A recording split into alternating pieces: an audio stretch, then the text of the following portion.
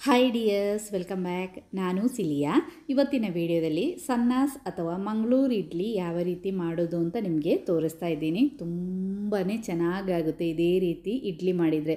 ಸಿಂಪಲ್ಲಾಗಿ ನಮಗೆ ಮಾಡ್ಬೋದು ನೋಡಿ. ಕೈಯಲ್ಲೇ ಇದೇ ರೀತಿ ನಮಗೆ ಬಿಡಿಸಿ ತೆಗಿಬೋದು. ಚೂರು ಸಹ ಪಾತ್ರೆಗೂ ಸಹ ಅಂಟೋದಿಲ್ಲ.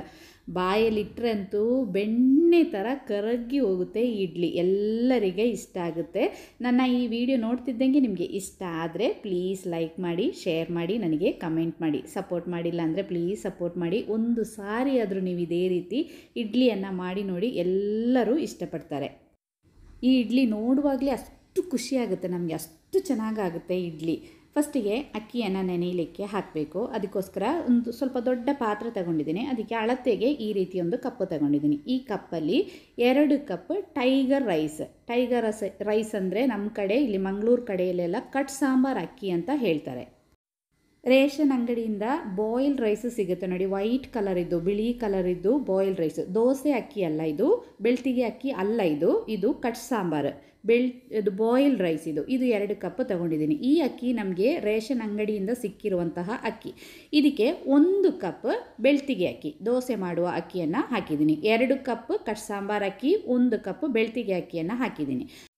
ಇನ್ನು ಬೇರೆ ಒಂದು ಪಾತ್ರೆ ತಗೊಂಡು ಈ ಪಾತ್ರೆಗೆ ದೊಡ್ಡ ಚಮಚಕ್ಕೆ 2 ಚಮಚ ಉದ್ದಿನ ಬೇಳೆಯನ್ನು ತಗೊಳ್ತಾ ಇದ್ದೀನಿ. ಈ ಮಂಗಳೂರು ಇಡ್ಲಿ ಮಾಡುವಾಗ ಜಾಸ್ತಿ ಉದ್ದಿನ ಬೇಳೆ ಹಾಕೋದಿಲ್ಲ, ಸ್ವಲ್ಪ ಉದ್ದಿನ ಬೇಳೆ ಹಾಕೋದಷ್ಟೇ. ನೋಡಿ, ನಾನಿವಾಗ 2 ಚಮಚ, ಬರೀ 2 ಚಮಚ ಮಾತ್ರ ಉದ್ದಿನ ಬೇಳೆಯನ್ನು ತಗೊಂಡಿದ್ದೀನಿ. ಇನ್ನು ನಮ್ಮದು ಸೀಕ್ರೆಟ್ ಇಂಗ್ರೀಡಿಯೆಂಟ್ ಅಂದರೆ ಇದಕ್ಕೆ ನಾವು 2 ಚಮಚ ಸಬ್ಬಕ್ಕಿ ಅಂದರೆ ಸಾದಾಕಿ ಅಂತ ಹೇಳ್ತೀವಿ ನಾವಿಲ್ಲಿ. ಪಾಯಸಕ್ಕೆಲ್ಲ ಹಾಕ್ತೀವಿ ನೋಡಿ, ಸಾಗು, ಅದನ್ನು 2 ಚಮಚ ಹಾಕಬೇಕು. ಇದು ಹಾಕಿದರೆ ಇಡ್ಲಿ ತುಂಬ ಸಾಫ್ಟ್ ಆಗುತ್ತೆ. ಅದೇ ರೀತಿ ಒಳ್ಳೆ ಶೈನಿಂಗ್ ಮತ್ತು ಕಲರ್ ಕೂಡ ತುಂಬಾ ಚೆನ್ನಾಗಿರುತ್ತೆ ನೋಡಿ. ಸಾದಾಕಿ ಅಂದರೆ ನಾವು ಪಾಯಸಕ್ಕೆಲ್ಲ ಹಾಕ್ತೀವಿ, ಈ ಥರ ವೈಟ್ ಕಲರ್ದು. ಇದು 2 ಚಮಚ ನಾವು ಹಾಕಿ ಇಡ್ಲಿ ಮಾಡಿದರೆ ತುಂಬಾ ಚೆನ್ನಾಗಾಗುತ್ತೆ. ಇನ್ನು ಇದನ್ನು ಚೆನ್ನಾಗಿ ಕ್ಲೀನ್ ಮಾಡಿ 6 ಗಂಟೆ ನೆನೆಯಲಿಕ್ಕೆ ಬಿಡಬೇಕು. ಅದೇ ರೀತಿ ಅಕ್ಕಿಯನ್ನು ಸಹ ಚೆನ್ನಾಗಿ ಕ್ಲೀನ್ ಮಾಡಿ 6 ಗಂಟೆ ನೆನೆಯಲಿಕ್ಕೆ ಬಿಡಬೇಕು. ಇಲ್ಲಿ ನೋಡಿ, ಅಕ್ಕಿ ಎಲ್ಲ ಚೆನ್ನಾಗಿ ನೆಂದಿದೆ. ನಾವು ಬಾಯ್ಲ್ಡ್ ರೈಸ್, ಅದೇ ಕಟ್ ಸಾಂಬಾರು ಅಕ್ಕಿ ಹಾಕಿದ್ರಿಂದ 6 ಗಂಟೆ ಮಿನಿಮಮ್ ಅದು ನೆನೆಯಬೇಕು. ಆವಾಗ ಮಾತ್ರ ನೈಸಾಗಿ ರುಬ್ಬಲಿಕ್ಕೆ ಸಾಧ್ಯ ಆಗೋದು. ಅದೇ ರೀತಿ ನಾವು ಬೇರೆ ನೆನೆಯಲಿಕ್ಕೆ ಹಾಕಿದ್ವಲ್ಲ ಉದ್ದಿನಬೇಳೆ ಮತ್ತು ಸಬ್ಬಕ್ಕಿ, ಅದು ಸಹ ಚೆನ್ನಾಗಿ ನೆಂದಿದೆ. ಇನ್ನು ಮಿಕ್ಸಿ ಜಾರಿಗೆ ಅಥವಾ ಗ್ರೈಂಡರಿಗೆ ಹಾಕಿ ಇದನ್ನು ನೈಸಾಗಿ ರುಬ್ಬಬೇಕು. ಫಸ್ಟಿಗೆ ನಾವು ಈ ಸಬ್ಬಕ್ಕಿ ಮತ್ತು ಉದ್ದಿನಬೇಳೆನ ರುಬ್ಬಬೇಕು, ಆಮೇಲೆ ರೈಸನ್ನು ರುಬ್ಬಬೇಕು. ನಾನಿವಾಗ ರುಬ್ಬಿದ್ದ ಹಿಟ್ಟನ್ನೆಲ್ಲ ಬೇರೆ ಒಂದು ಪಾತ್ರೆಗೆ ಹಾಕಿದ್ದೀನಿ. ಇನ್ನು ಮಿಕ್ಸಿ ಜಾರನ್ನು ಕ್ಲೀನ್ ಮಾಡಿ ಸ್ವಲ್ಪ ನೀರು ಹಾಕಬೇಕು. ಮತ್ತು ನಮಗೆ ಬೇಕಂದರೆ ಸ್ವಲ್ಪ ನೀರನ್ನು ಸೇರಿಸಿದರೆ ಸಾಕು. ಜಾಸ್ತಿ ನೀರಾದರೆ ಇಡ್ಲಿ ಅಷ್ಟೊಂದು ಚೆನ್ನಾಗಿ ಬರೋದಿಲ್ಲ. ಸ್ವಲ್ಪ ನೀರನ್ನು ಸಹ ಹಾಕಿ, ಇನ್ನು ನಮಗೆ ಇದಕ್ಕೆ ಒಂದು ಚಿಟಿಕ್ಕಿಯಷ್ಟೇ ಈಸ್ಟನ್ನು ಸೇರಿಸಬೇಕು. ನಿಮಗೆ ಈಸ್ಟ್ ಇಷ್ಟ ಇಲ್ಲ ಅಂದರೆ ಒಂದು ಚಿಟಿಕ್ಕಿಯಷ್ಟು ಅಡುಗೆ ಸೋಡಾ ಸೇರಿಸಿದ್ರೂ ಆಗುತ್ತೆ. ಆದರೆ ಅದು ಚೆನ್ನಾಗಿ ಪ್ಲಫಿಯಾಗಿ ಉಬ್ಬಿ ಬರಲಿಕ್ಕೆ ಒಂದು ಸ್ವಲ್ಪ ಚಿಟಿಕ್ಕಿಯಷ್ಟೇ ಈಸ್ಟ್ ಮತ್ತು ಒಂದು ಅರ್ಧ ಚಮಚ ಸಕ್ಕರೆಯನ್ನು ಸಹ ಹಾಕಬೇಕು. ಜಾಸ್ತಿ ಈಸ್ಟ್ ಹಾಕಬೇಡಿ, ಒಂದು ಚಿಟಿಕ್ಕಿಯಷ್ಟು ಮಾತ್ರ ಸಾಕು. ಇನ್ನಿದನ್ನು ಚೆನ್ನಾಗಿ ಮಿಕ್ಸ್ ಮಾಡಬೇಕು. ನಾವಿವಾಗ 2-3 ಬ್ಯಾಚ್ ಆಗಿ ಎಲ್ಲ ಅಕ್ಕಿಯನ್ನು ರುಬ್ಬಿರ್ತೀವಲ್ಲ, ಅದೆಲ್ಲ ಚೆನ್ನಾಗಿ ಮಿಕ್ಸ್ ಆಗಬೇಕು ನೋಡಿ. ನಾವಿವಾಗ ಬಾಯ್ಲ್ಡ್ ರೈಸ್, ನಾವು ಕಟ್ ಸಾಂಬಾರು ಅಕ್ಕಿ ರುಬ್ಬಿದ್ರಿಂದ ಹಿಟ್ಟು ಸ್ವಲ್ಪ ಗಟ್ಟಿ ಇರುತ್ತೆ ನೋಡಿ. ಅದಕ್ಕೆ ನಾವು ಹಾಕಿದ ನೀರು ಸಾಕಾಗಿದ್ದರೆ ಸ್ವಲ್ಪ ನೀರು, ನಾವು ಸಾಮಾನ್ಯ ಇಡ್ಲಿದು ಹಿಟ್ಟೆಲ್ಲ ಕಲಿಸ್ತೀವಲ್ಲ ಅದಕ್ಕೆ ಇರಬೇಕು ನೋಡಿ. ಈ ಒಂದು ಕನ್ಸಿಸ್ಟೆನ್ಸಿಯಲ್ಲಿ ಇರಬೇಕು. ಇನ್ನೆಲ್ಲ ಮಿಕ್ಸ್ ಮಾಡಿದಾಯಿತು. ಮುಚ್ಚಿ ನಾವು ಓವರ್ ನೈಟ್ ರೆಸ್ಟ್ ಆಗಲಿಕ್ಕೆ ಬಿಡಬೇಕು. ನೀವು ಸಂಜೆಗೆ ಮಾಡೋದಾದರೆ ಒಂದು 6-7 ಗಂಟೆ ರೆಸ್ಟ್ ಆದರೆ ಸಾಕು. ಈಗ ನೋಡಿ, ನಾನು ರಾತ್ರಿ ಹಿಟ್ಟನ್ನು ರುಬ್ಬಿಟ್ಟಿದ್ದೆ. ಬೆಳಿಗ್ಗೆ ಆಗುವಾಗ ಎಷ್ಟು ಚೆನ್ನಾಗಿ ಹಿಟ್ಟೆಲ್ಲ ಉಬ್ಬಿ ಬಂದಿದೆ ಅಂತ ನೋಡಿ. ಇನ್ನಿದಕ್ಕೆ ನಮಗೆ ರುಚಿಗೆ ತಕ್ಕಷ್ಟು ಉಪ್ಪನ್ನು ಸಹ ಸೇರಿಸಿ ಲೈಟಾಗಿ ಮಿಕ್ಸ್ ಮಾಡಬೇಕು. ನೋಡಿ ಎಷ್ಟು ಚೆನ್ನಾಗಿ ಹಿಟ್ಟು ರೆಡಿಯಾಗಿದೆ ಅಂತ. ಇನ್ನು ನಾವು ಒಂದೇ ಕ್ಲಾಕ್ ವೈಸಲ್ಲಿ ಇದನ್ನು ಮಿಕ್ಸ್ ಮಾಡಬೇಕು. ಯಾವುದೇ ಕಾರಣಕ್ಕೂ ನಾವು ಹಾರ್ಡಾಗಿ ಹಿಟ್ಟನ್ನು ಮಿಕ್ಸ್ ಮಾಡಬಾರ್ದು. ಒಂದು ಸರ್ತಿ ಈ ಥರ ಉಬ್ಬಿದ ಹಿಟ್ಟನ್ನು ಲೈಟಾಗಿ ಇದೇ ರೀತಿ ಮಿಕ್ಸ್ ಮಾಡಿ, ಇನ್ನು ಇದನ್ನು ಮುಚ್ಚಿ ಇನ್ನು ಒಂದು 10 ನಿಮಿಷ ಒಂದು ಸೈಡಿಗೆ ನಾವು ಇಟ್ಟರೆ ಇನ್ನೂ ಚೆನ್ನಾಗಿ ಸ್ವಲ್ಪ ಸಾಫ್ಟ್ ಆಗುತ್ತೆ ಹಿಟ್ಟು ನೋಡಿ. ನಾನು ಇನ್ನಿದನ್ನು ಮುಚ್ಚಿ ಒಂದು 10 ನಿಮಿಷ ಒಂದು ಸೈಡಿಗೆ ಇಡ್ತಾ ಇದ್ದೀನಿ. ಆ ಟೈಮಲ್ಲಿ ನಮಗೆ ಇಡ್ಲಿ ಪಾತ್ರೆ, ನಮ್ಮದು ಮಂಗಳೂರು ಇಡ್ಲಿ ಈ ಥರ ಇಡ್ಲಿ ಪಾತ್ರೆಯಲ್ಲಿ ಮಾಡೋದು. ನಮ್ಮದು ನಾರ್ಮಲ್ ಇಡ್ಲಿಯಲ್ಲಿ ಸಹ ನಮಗೆ ಮಾಡ್ಬೋದು, ಆದರೆ ಮಂಗಳೂರು ಇಡ್ಲಿ ಅಂದರೆ ಅದಕ್ಕೆ ಇದೇ ರೀತಿ ಪಾತ್ರೆಯಲ್ಲಿ ಮಾಡಿದ್ರೇ ಚೆನ್ನಾಗಿರುತ್ತೆ.